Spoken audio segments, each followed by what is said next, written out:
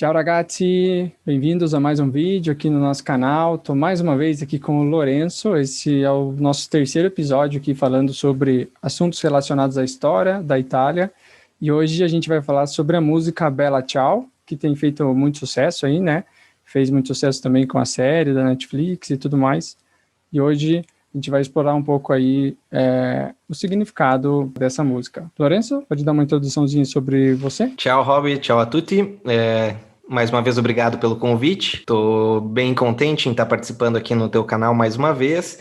Eu sou historiador e trabalho com busca, pesquisa e apostilamento de documentos para a cidadania italiana. Então é isso, eu vou deixar, como sempre, na descrição do vídeo as redes do Lourenço, para quem quiser acompanhar ele. Então ele faz busca de documentos, também fala um pouquinho sobre cidadania italiana, então dá para vocês acompanharem ele no Instagram. Então, eu queria falar um pouco sobre essa música, Bella Ciao. Na verdade, eu nunca fui um bom aluno na escola, então, assim, nunca me interessei muito pelas coisas, assim, bem pouco por história, e foi quando eu comecei a estudar para a cidadania italiana, reconhecer a minha cidadania e tal, que eu comecei a me interessar mais por história. Tipo, comecei a pensar mais que saber sobre as minhas raízes e conhecer a história do passado acaba influenciando bastante, assim, né, no nosso dia a dia e tentando entender um pouco também os problemas de hoje. Você, como professor de história, acho que tem bem essa percepção, né?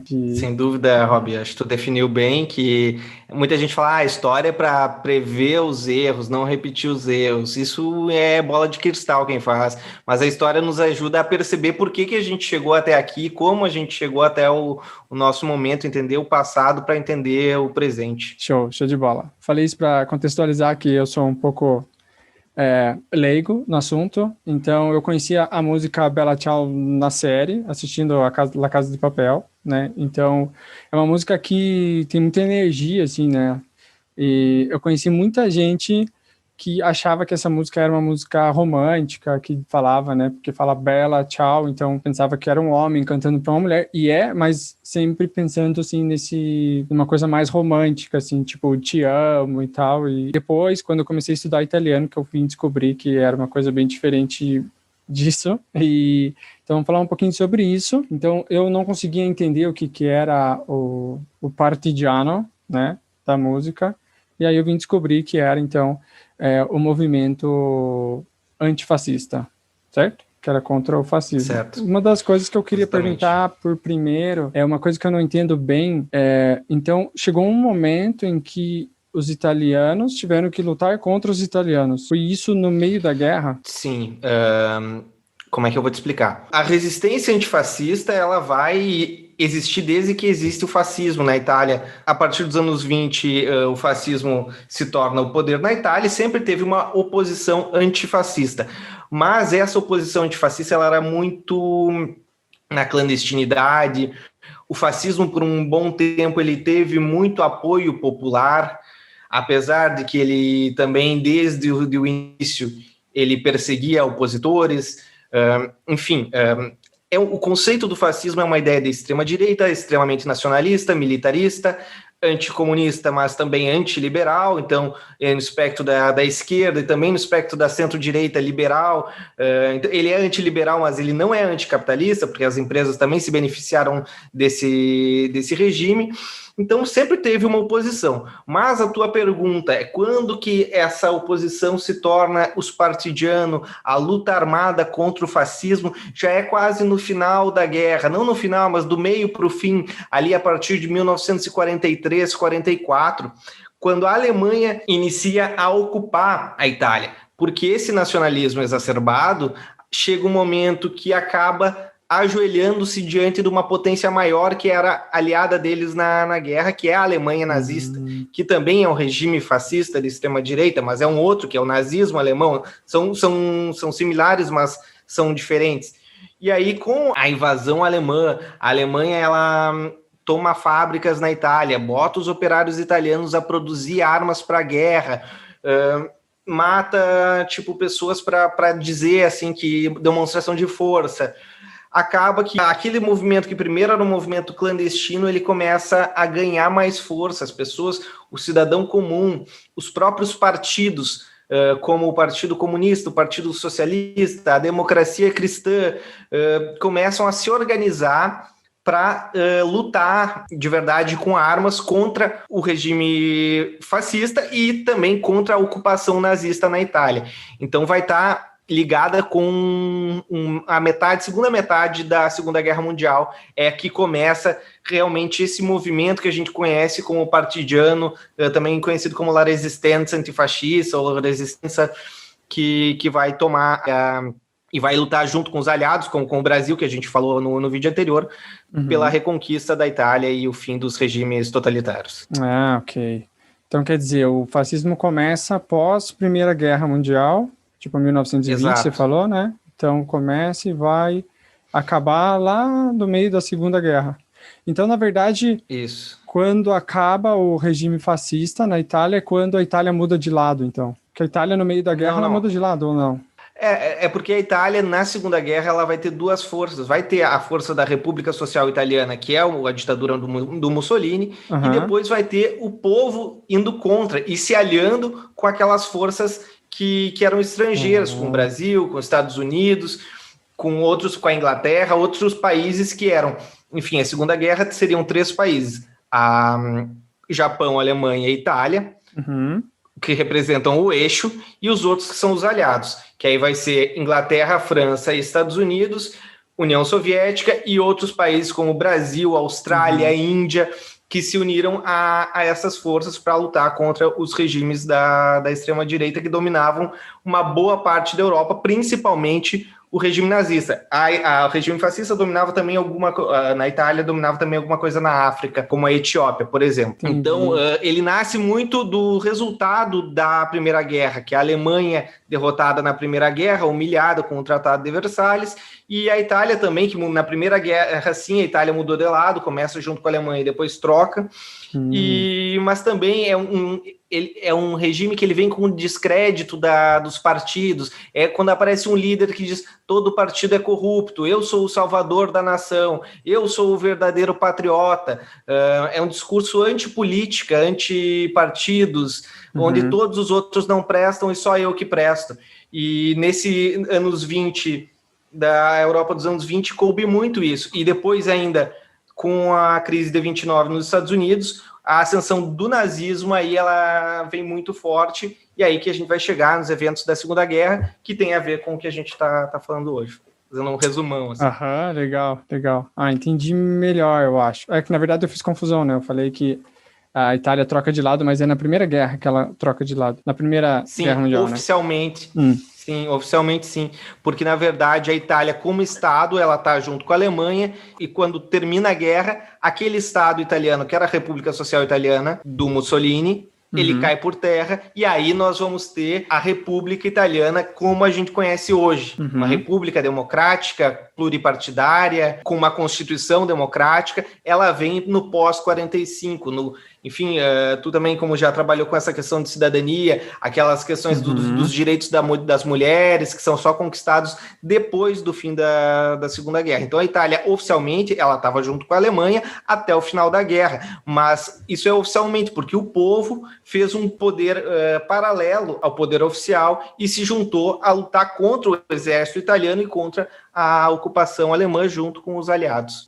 Para mim essa parte é a parte mais louca, assim, de conseguir imaginar como que era esse período, assim, de, né, essa cena onde a Itália tá lutando contra outros italianos, assim, é uma coisa... E eu, assim, na minha ignorância, né, mas, assim, o que eu vejo desse regime fascista é isso, né, tipo, é a procura por um super-herói, assim, ou é uma pessoa que promete tudo e vai resolver todos os problemas com propostas, tipo, absurdas e impossíveis de serem realizadas. E é isso que eu vejo. Soluções que parecem muito simples, assim, tipo, vou resolver a tua vida, a culpa... Outra coisa que é uma característica, xenofobia, que é uma coisa que a gente vê até hoje, tanto na Itália como em muitos países da Europa, até no Brasil. A culpa sempre tem alguém para você colocar a culpa, sabe? Nunca a culpa tá no nossa maneira de fazer as coisas. A culpa sempre tem uma outra pessoa que tá tomando teu emprego, que tá, sei lá, que tá roubando, que tá fazendo alguma coisa, seja o político, seja o ladrão de galinha, sempre vai ter alguém que é o verdadeiro culpado para tua vida não ser uma maravilha. Qualquer semelhança com a atualidade é mera coincidência. Ou não, né?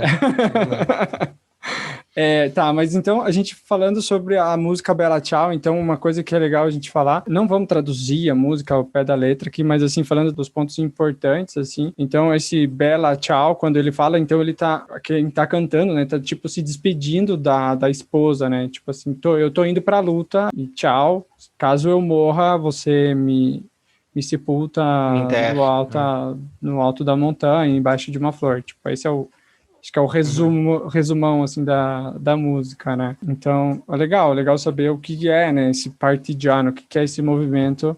É mais ou menos tudo isso que você explicou agora, né? Sim, um conjunto de forças divergentes, vários tipos, que se uniram por um mesmo ideal, que é a derrubada do nazifascismo na Itália. Sim, a música é exatamente isso, é alguém falando para a companheira, dizendo eu tô indo, e hoje eu comecei a ler também, dizem que eu não sabia disso, que talvez ela não tenha sido realmente cantada na Segunda Guerra, mas também não é uma coisa que é unânime. Tem alguns que defendem que sim, outros que defendem que não, mas ela é uma música que conta esse período da resistência e depois também se torna um símbolo eterno da resistência italiana e também da luta pela liberdade. Então, quando tu falou, eu descobri a música pela série. Muita gente, principalmente no Brasil, imagino que em outros lugares também, mas no Brasil, que a gente está acostumado, muita gente descobriu pela série. Mas na Itália, ela sempre foi muito famosa. Na Itália, é a música que embala o 25 de abril, que é a festa da Liberazione. É uma música que toca em todo 1º de maio, Dia do Trabalhador, porque ela tem a ver com essa conquista dos direitos, uma conquista dessa república, de uma constituição democrática, da liberdade de organização partidária, do fim de uma perseguição aos opositores. E, claro, a Itália mudou muito desde o fim do fascismo, mas as raízes de uma Itália democrática e livre, elas vão estar na luta partidiana e naquelas pessoas que morreram e deram sua vida pela liberação da Itália. Eu acho que a gente consegue sentir isso quando a gente está na Itália, justamente na festa della Liberazione, né? Que é o 25 de abril. Então você vê você vê pelas pessoas ali que muitas tiveram idade para viver, né? 80 anos, 90 anos. E você vê a energia que as pessoas lidam com esse dia, né? A importância desse dia, acho que representa, assim, isso que você está falando. Sim, talvez um dos feriados mais importantes da Itália. Sem ser os religiosos, que também são muito importantes, muito comemorados, mas talvez eu acho que dos feriados civis sejam mais comemorados, assim, que tem desfiles, paradas, enfim. Nesse que tem os aviões, né? Fazem a bandeira da Itália. Eu não tenho certeza se é nesse ou se é na proclamação da República, que é um pouco depois. Que também tem um pouco a ver, mas é que a liberação é o dia que cai o regime fascista. Tá. É o dia que logo depois de prenderem e matarem Mussolini, o regime tá acabado e aí, tipo, a Itália tá liberta, os fascistas fugiram, os que sobreviveram, os outros viraram prisioneiros de guerra, os nazistas também viraram prisioneiros de guerra, ou fugiram, ou conseguiram escapar, mas ali a Itália não é mais um regime fascista, é o fim, a liberação é o fim do regime fascista. Eu acho que essa que tem as paradas dos aviões, das flechas, tricolor, já é a proclamação da República, que também remete a esse fim da Segunda Guerra, mas daí seria de um ano depois ali, acho mesmo, enfim. Entendi. Legal, porque, como eu falei, para mim foi sempre tudo meio distante, assim, eu acho que quando eu estudava na escola as coisas eram um pouco mais abstratas, né, então não conseguia ter muito interesse, assim, e foi com a cidadania italiana, indo para a Itália, viajando, que comecei a me interessar mais, e acho que é legal, que assim a gente traz aqui, de repente a gente consegue trazer interesse para outras pessoas também, de saber mais, né. Bom, você quer falar mais alguma coisa sobre a Bella Ciao, alguma coisa em específico? Acho que assim, que além dela tem outras canções da Segunda Guerra, tem o Fischio Vento, que é uma que é muito bonita, que é a versão italiana da Katiuska Russa, que essa era do grupo da Brigada Garibaldi, que cantava essa música, que era um desses grupos partidianos. Também é uma música que se ouve sempre nessas paradas, que a primeira vez que eu ouvi, Eu achei que era a música russa, mas depois eu vi que é uma versão italiana.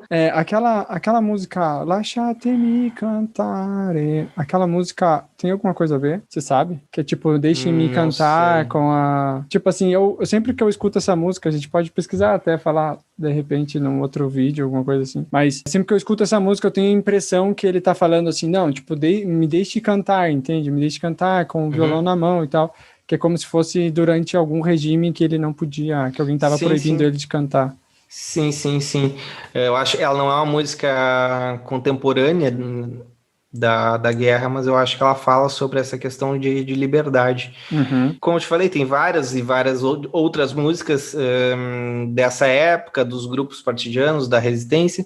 Bella Ciao é o hino principal, é a mais famosa, é aquela que todo mundo conhece, que todo italiano conhece, que tu ouve tocar nas sacadas no 25 de abril, também principalmente esse ano, que não se pôde estar nas ruas, não se pôde fazer desfiles. Enfim, é uma história muito bonita, apesar de muito triste, muito sangrenta, é uma história de guerra, mas é uma história de resistência, de vitória e de construção de um novo país, né, e de saída de um regime totalitário para a entrada de um regime democrático. Show de bola. Acho que é legal pra caramba, assim, a gente falar sobre isso, porque acho que isso ajuda também a gente entender um pouco mais sobre cultura italiana e tudo mais, ainda mais para quem tá aqui assistindo, provavelmente está querendo ir para a Itália ou tá, no mínimo, querendo fazer cidadania italiana. Então, ser cidadão italiano acho que já implica em aprender mais sobre a história. Apesar que essa história acaba influenciando a gente no Brasil também, mas então acaba sendo importante para todo mundo, né? O que eu também queria trazer, assim, meio para terminar, é que até hoje existe a Associação Partidiana, a ANP, ela organiza eventos, ela participa politicamente, ela se posiciona quando tem temas, debates políticos, digamos assim, está bombando o tema tal, a ANP vai lá e dá a sua opinião, que ainda tem veteranos que estão lá, pessoas de mais idade, mas também foi se passando para outras pessoas que compartilham essa ideia, esse modo de pensar que os partidianos levaram na Itália. É uma memória muito viva. Quando eu estava lá no norte também tinha muito, aqui também, sem dúvida nenhuma, Toscana e Emília-Romanha são duas das regiões que mais têm essa memória partidiana da Segunda Guerra. Enfim, é muito massa com o que tu falou ali, também concordo plenamente que mesmo que tu, não sou o cara que mais me interessa por história, mas se eu tenho, digamos, o sangue italiano para fazer a cidadania, é interessante conhecer um pouquinho, conhecer a história também para a gente entender como tu começou o vídeo, para a gente entender o que é o mundo que a gente vive hoje. As coisas não acontecem por acaso. Inclusive, hoje a gente tem grupos fascistas na Itália que se identificam com o neofascismo.